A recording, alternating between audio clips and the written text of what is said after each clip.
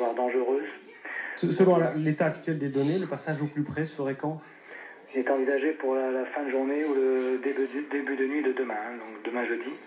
Donc pour l'instant, on privilégie un passage du centre à proximité sud-ouest de la Réunion, mais à l'heure actuelle, on ne peut pas encore exclure un passage direct de l'œil du phénomène sur la Réunion. Donc avec un épisode cyclonique qui pourrait donc être important. Est-ce qu'on sait où est-ce que l'impact sera le plus important? Quelles zones seront d'abord touchées et les plus touchées? Bon, tous les secteurs de l'île seront touchés chacun à leur tour, comme souvent, mais ce qui est un petit peu l'élément notable par rapport au phénomène Béjiza, donc c'est que c'est un système qui va se rapprocher par le nord-ouest, donc une trajectoire un peu inhabituelle. On a l'habitude d'un système qui arrive par le nord-est ou par le nord.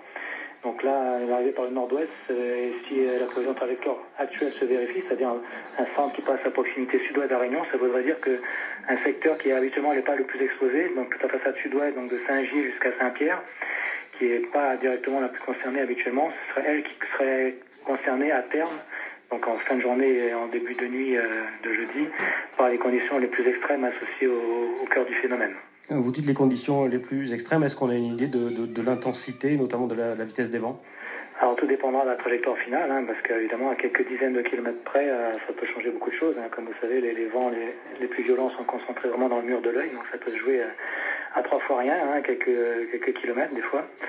Et donc tout dépendra de la trajectoire finale, mais dans le pire des scénarios, les vents pourraient dépasser 200 km/h. En tout état de cause, la probabilité d'avoir des conditions cycloniques, c'est-à-dire des rafales de vent supérieures à 150 km/h, et à l'heure actuelle, la probabilité est assez forte. Et les conditions pourraient être des conditions cycloniques dans certains secteurs de l'île les plus exposés dès la mi-journée de demain en fonction de la vitesse de déplacement finale. Est-ce que, selon votre expérience, Béjiza représente un risque particulier par rapport à d'autres cyclones en termes de vitesse de vent, de quantité de pluie, d'importance de houle? Non, mais bon, c'est un épisode cyclonique, donc ça veut dire, comme on a si malheureusement la prévision plus défavorable venait à se vérifier, c'est un événement qu'on n'a pas connu depuis plusieurs années, donc on va dire depuis Dina potentiellement. Donc je ne vois pas ça tout va se jouer à quelques kilomètres, évidemment, donc c'est encore un petit peu trop tôt pour être définitif en termes de qualification de l'importance du phénomène, mais il faut quand même se préparer à toute l'éventualité la plus défavorable.